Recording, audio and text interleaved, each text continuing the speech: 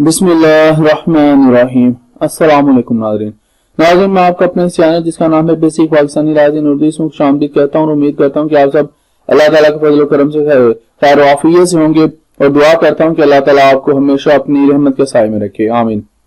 नाज़रीन, इस वीडियो में हम नहायत ही अहम मौजू के बारे में डिस्कस करेंगे। प्लीडिंग का जो सिलसिला में शुरू किया हुआ था उसी के सिलसिले की एक वीडियो है।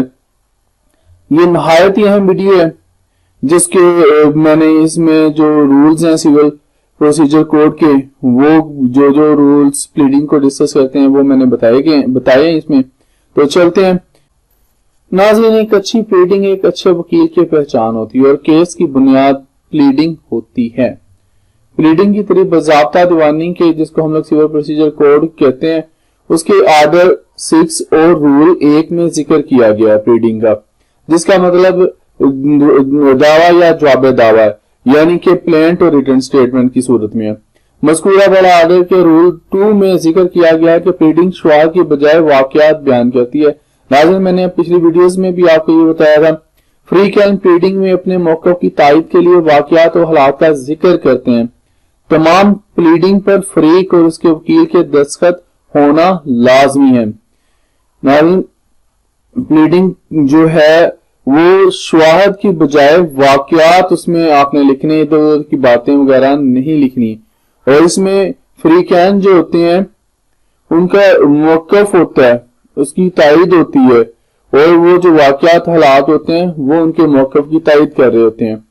तो तमाम प्लीडिंग पर जो फरीक होते हैं उनके भी और जो वकील होते हैं उनके भी लाजमी दस्तखत होते हैं। अगर प्लीडिंग में कोई तरमीम करनी हो तो कौन सा ज़ाब्ता होगा, ज़ाब्ता दीवानी का कौन सा आर्डर होगा, वो है आर्डर 17 और 18। इसके तहत ये जो तरमीम को उसमें अमेंडमेंट करनी है, आपने जो प्लीडिंग जमा करवाई है तो वो उसके तहत अमल में लाई जा सकती है। ज़ाब्ता दीवानी का आर्डर 17 और 18 जो है वो इसके बारे में है, तरमीम के बारे में, अमेंडमेंट के बारे में।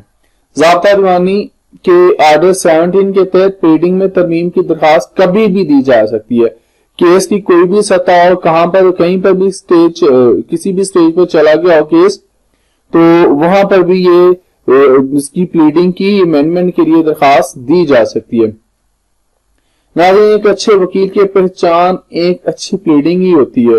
लिहाजा प्लीडिंग लिखते वक्त तमाम वाकयात का बखूबी जायजा लें, क्योंकि एक छोटी सी गलती पूरे मुकदमा को खराब कर सकती है।